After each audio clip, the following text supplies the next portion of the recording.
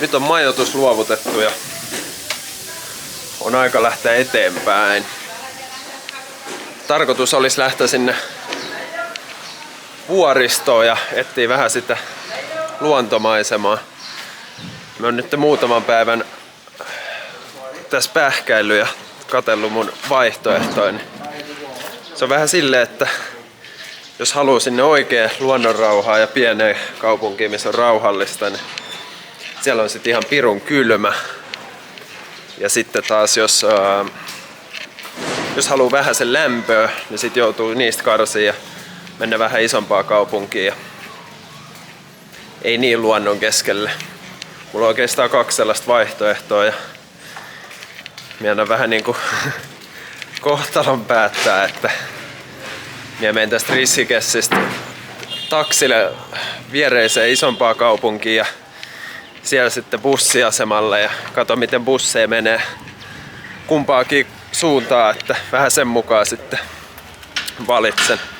Yritin katsoa internetistä bussiaikatauluja, mutta aika huonosti löytyy ja on vähän sellaista epävarmaa sitten, että onko ne nyt niin vai ei, niin mennään sinne paikan päälle ja katsotaan, että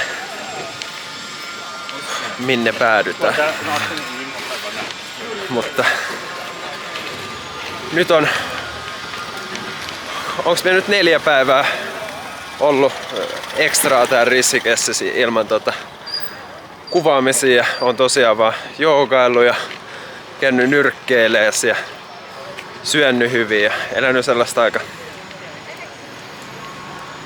suhteellisen askeettista elämää täällä. Vointi on hyvä ja vahva. Hyvä lähteä eteenpäin luontoa etsimään ja erilaista maisemaa katsomaan. Nyt etin vielä kirjan bussimatkalla.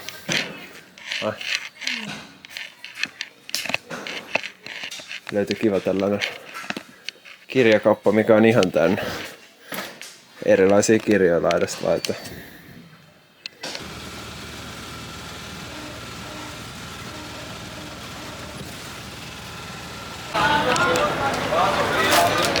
Eipä kohtalo auttaa nyt tippaakaan meikäläistä. Minä menin tuohon tikettitiskille ja kysyin, että monelta lähtee vaihtoehtoa A bussi, niin kello 2. No entä vaihtoehtoa B, kello 2. Sitten joutui siinä metakas 10 sekunnissa tekemään päätöksen ja jotenkin se lämpöisempi vaihtoehto tuntui kuitenkin paremmalta. Niin nyt mennään sinne, niin sieltä tullaan myymään jotain, mutta... Aha. Okay. Thank you. Yeah, it's very nice.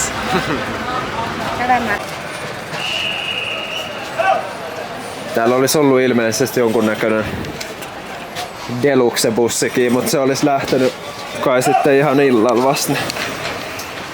Tällaisella mennään. Mainospuheessa luvattiin, että 4.30 huomenna aamulla on perillä. Nyt on kello 2 iltapäivällä, eli sellainen 14 tuntia pitäisi tässä näin matkustaa. Saa nähdä missä kunnossa sit saapuu perille, mutta ei se auta kuin kestää. Reissujen paras anti on kyllä pysähykset levähyspaikoilla, paikallisilla huoltoasemilla. Pääsee vähän jalottelemaan ja suoristaa selkää. Nyt ollaan 3 tuntia tultu ja ainakin 10 tuntia vielä eessä. Vähän hirvittää, kun on nimittäin selkä sen verran jumis ja pakaroihin painaa. Ja sit kun siinä on sen verran ahas istuu, niin sulla on vaan sellainen yksi sellainen kiamura-asento, missä siellä pystyt olemaan. Niin se on suhteellisen raskasta. Ei myöskään viittin tänään syyä tai juua ihan hirveästi, kun ei tiedä just, että milloin vessataukoja pystyy pitämään, minkälaisessa kunnossa vessat ylipäätänsä on, että uskaltaako sinne mennä mitään tekemään. Tajan kohta hakee makkaraa tuolta Huoltsikalta ja tulla tähän leiritulelle grillailemaan.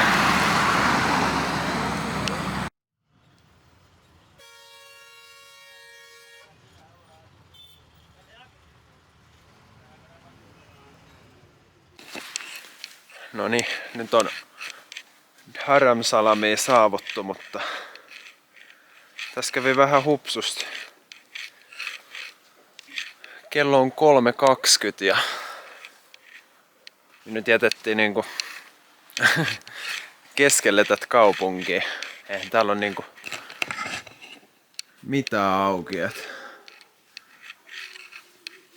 Kuuluu vaan katukoirien ulvontaa ja jotain kodittomia tässä kadulla nukkuu. Et mä en nyt tiedä niinku yhtä, että mitä mä teen. Siellä on näköjään ensimmäinen koira vastas perkulla.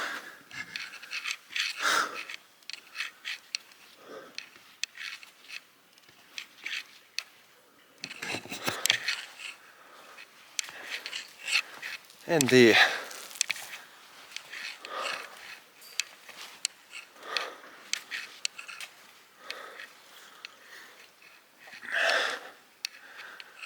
Pitääkö niinku yötä myöten harhailla täällä perkulla? Se on kumminkin vasta hotellit aukeaa joskus 7-8 aikaan. Voi. Keskellä vilduu hakattavan ja luutattavan.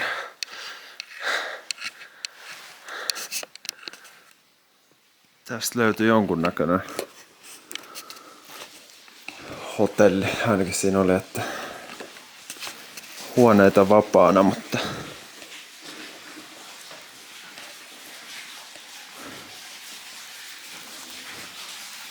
vesi lorisee.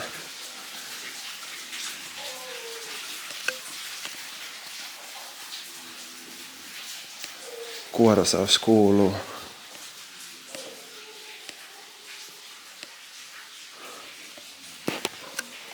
Uskaltaako tästä painaa?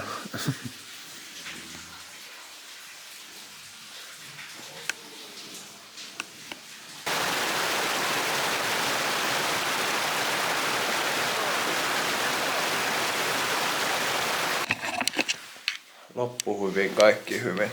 Löytyi huone. Nyt vaan nukkumaan ja aamulettiin safkaa. Aika kivasti meni toi bussimatka, 13 tuntia kuitenkin. Ensimmäiset 2 tuntia, viimeiset 2 tuntia oli rankat, mutta muuten meni ihan ok. Öitä.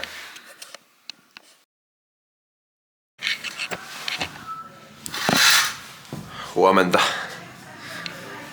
Dharamsalam otti aika kylmästä vastaan eilen, mutta toivotaan, että meno lämpenee. Nyt majoituksessa tulos. Thank you.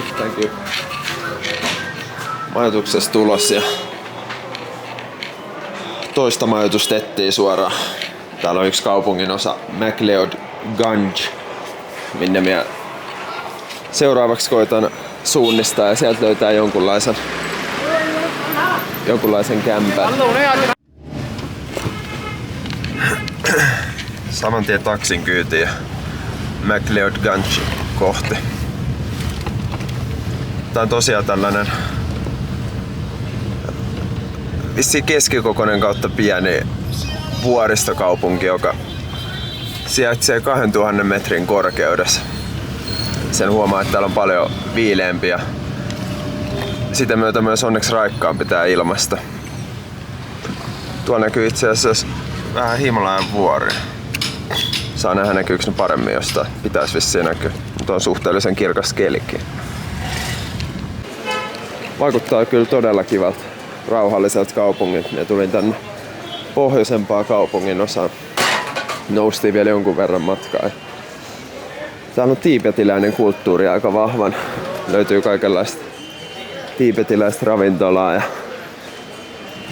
teehuonetta ja parantolaa. Ja vissiin aikoinaan on tullut pakolaisen sit sieltä porukkaa tänne näin ja asettunut. Pitää vähän lukea tarkemmin tai tutustua. Tähän etsii hotellin. Pitäisi saada joko kivat maisemat tai sitten lämmin suihku. Molempia tuskin on varaa, mutta jompikumpi. Toivon mukaan.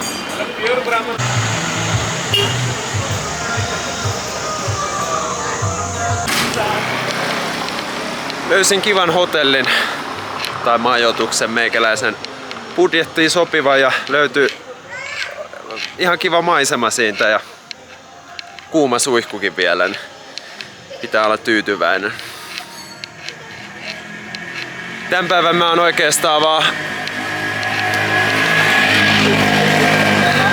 ottanut ihan rennosti ja kävin hieronnassa aamupäivällä ja syönyt pari kertaa ja kävellyt ympäri tätä kylää.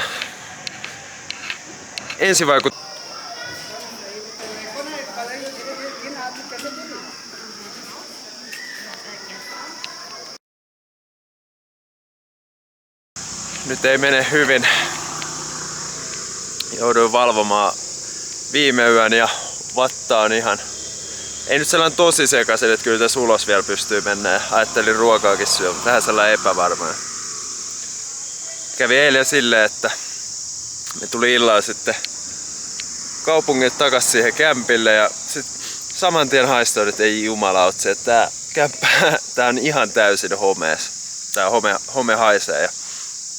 Ja sitten kävin tarkemmin sit tutkailemaan ja sit huomasin, että se oli sängyn tyynyt oli ihan pilkukkaat, mustaa pilkkuu niinku reunuksilla ja siellä oli sellainen valkoinen pyyhe, mikä oli ihan jossain oranssissa ja tummanpunaisessa ja mustassa sellaisissa isoissa läikissä. Näytti siltä, että se olisi suoraan rakennustyömaalta tuotu sinne. Ja ei siinä ei ollut mitään mahdollisuutta, että mitään mielenkiintoa muutenkaan jäädä siihen. Menin sitten valittaa siitä. Kello oli, se alkoi olla jo 10.11 ja kaikki paikat alkoi sulkeutua. Ei ollut sit oikein silleen niinku ihan hirveästi valinnanvaraa siinä. Minä menin valittaa ja sitten mulle sanottiin, että tuossa on toinen huone, mitä mulle oltiin aikaisemminkin näytetty. Se oli sellainen, että siellä nyt ei suorastaan haissu, mutta ei sekä mitenkään niinku todellakaan siisti ollut. Minä sitten otin sen ja koitin vielä ehdottaa, että mitä jos tehdään silleen, että kun me on 2 yötä maksanut, että minä on nyt niinku tän ensimmäisen yön, annatte koko rahalla selvästi paremman huoneen, tai sitten minä nyt nukun tässä niinku huonommassa huoneessa ja annatte sitten toisesta yöstä rahat takaisin, niin ei, rahoja ei anneta takaisin, sir. Se on ihan hyvä huone, tuli huudahdus vielä siihen perään. Ja sitten minä ajattelin, että mulla on vielä 1 valttikortti hihas, että minä sanon, että jos tämä tilanne jää tällaiseksi, niin miehän joudun sitten Googleen menee arvostelun kirjoittaa. Ja sillä virkailijalle ei ilmekään värähtänyt. Mä olin vähän silleen, että mitä ihmettä, että oliko se noin niinku tehoton ase, että jos meidän bisnestä pyörittäisin, niin toi olisi aika tehokas. No, sitten menee 10 minuuttia. Tilanne on siinä ohi ja minä menen sinne Googleen tuohtuneen, että ihan varmasti kirjoitan nyt niinku 1 tähän arvioon ja kerron ihan rehellisesti, että tää on ihan homeesta ja hotelli. Sitten katon, niin siinä on täynnä 1 tähän arvostelu, että huone haisee ja vessa ei vedä ja henkilökunta on todella epäystävällistä, ei tule yhtään missään vastaan.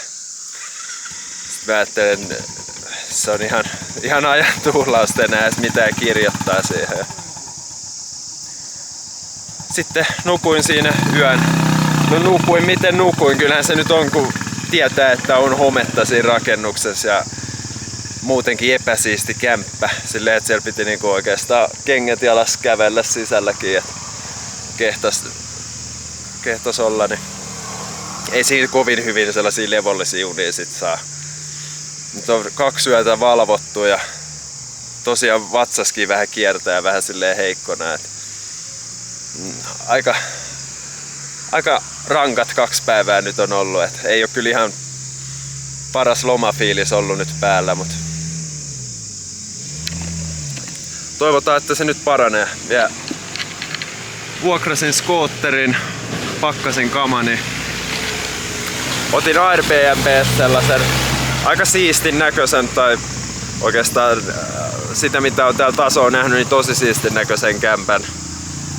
Se on tuolla 4-5 kilometriä tästä niinku pääkylältä vielä sinne vuoristoon päin, niin siellä pitäisi ainakin olla rauhaa sitten. Ja toi skootteri on hyvä, niin pystyy sitten rappaa ees takas miten haluaa. Mutta ehkä tässä on sit onni onnettomuudessa, että minä pääsen sinne vielä enemmän niinku rauhalliseen ja siistimpään mestaan.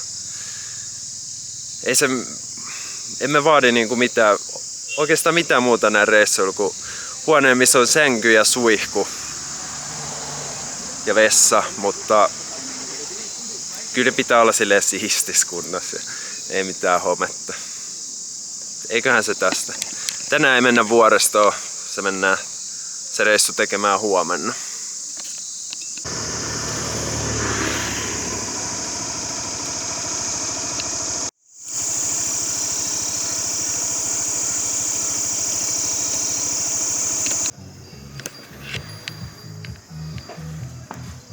Kiva rauhallinen kylä. Ei liikaa liikennettä eikä häslinkiä. Ei turisteja. Tälle turistina se lämmittää oikein mieltä. Että saa itekseen rauhassa olla ilman hirveätä turistilaumaa. Saa niinku enemmän ehkä kosketusta siihen paikallisten elämään ja siihen fiilikseen silloin kun ei muita turisteja. On kyllä kiva. Huomaa, että heti kun tuli tänne, niin tuli sellainen paljon levollisempi olo ja vattakin on niin kuin voimakkaan oloinen ja vielä kunnon ruokaa tähän. Kaikki hyvin. Tällainen kevyt aamupala tähän väliin ei viittinyt ihan hirveästi kuitenkaan mahaa täyttää. On vielä aavistuksen sellainen fyysinen heikko olo. Pikkuhiljaa kun saa energiaa kroppaan, niin tää varmaan lähtee lomafiilis taas käyntiin täysin. Nyt on saavuttu hotellille. Täällä ei ole respas ketään vaikka olisi pitänyt olla. Mutta tosta jotkut ystävälliset paikalliset soitti mun puolesta respaa ja mulle kerrottiin, että huone 101. Sen kun sisään vaan. Pitää toivoa, että se ovi oikeesti on auki ja pääsee sisään.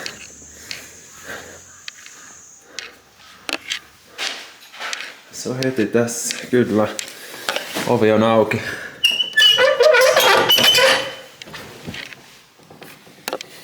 Oi, oikein raikas tuoksu. Oho. No nyt näyttää kivalta.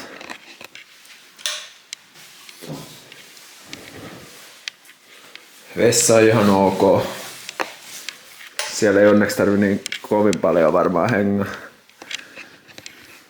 Hyvä sänky ja vähän säilytystila. Tässä on kaikki mitä minä tarvin. Nyt ajan lähteä rauhoittaa tilanteen lähden. Metikkö, vetäydyn metsään.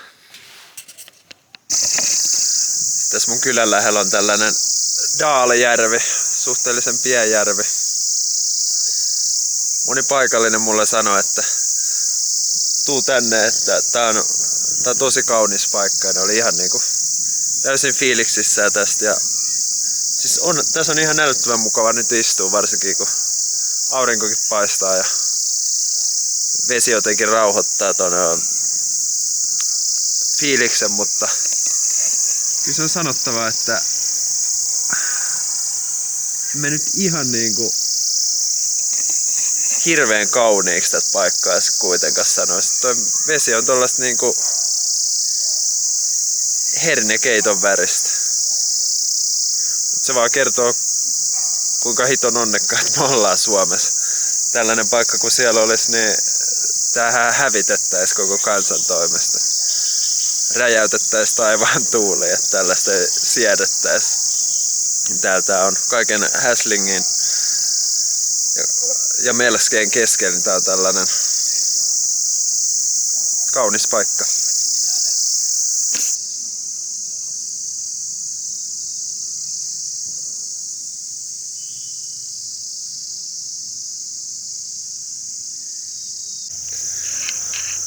Kyllä teki hyvää pian luontohetki. Heti on paljon levollisempi ja sellainen energisempi olla.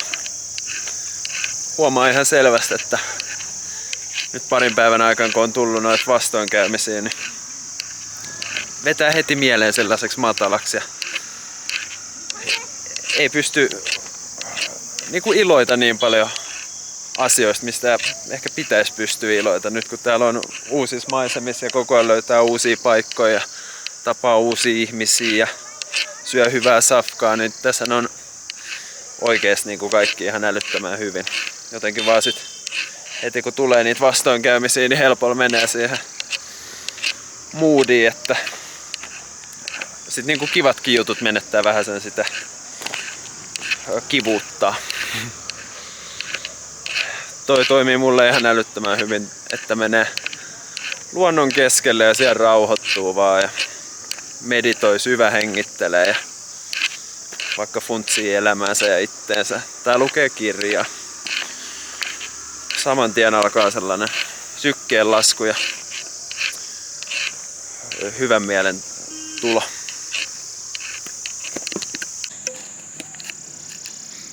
Tää on hauska, kun näitä apinoita temmeltää täällä ympäri kaupunki.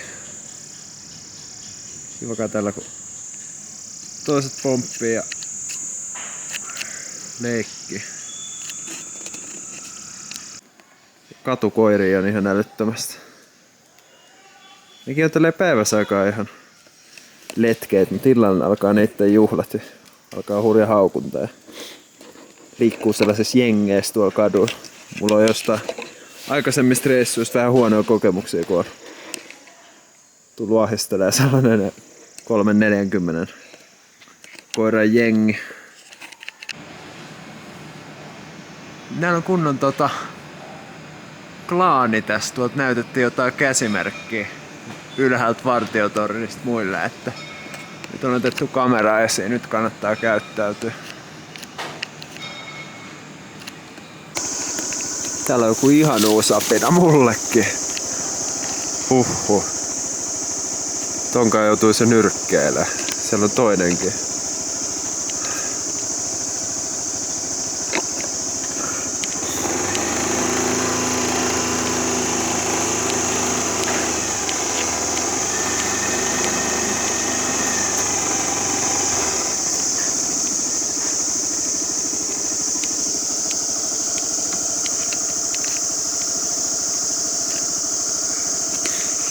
Siinä on jo apinalla koko.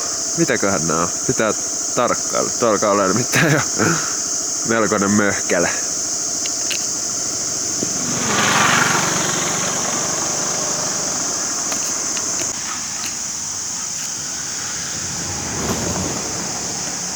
Siellä se safkaa puustava lehti.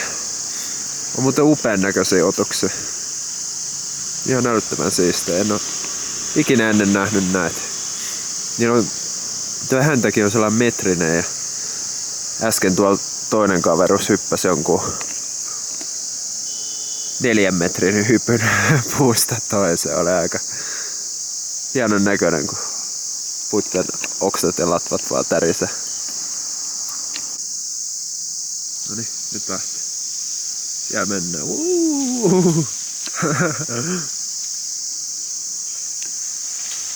Oi.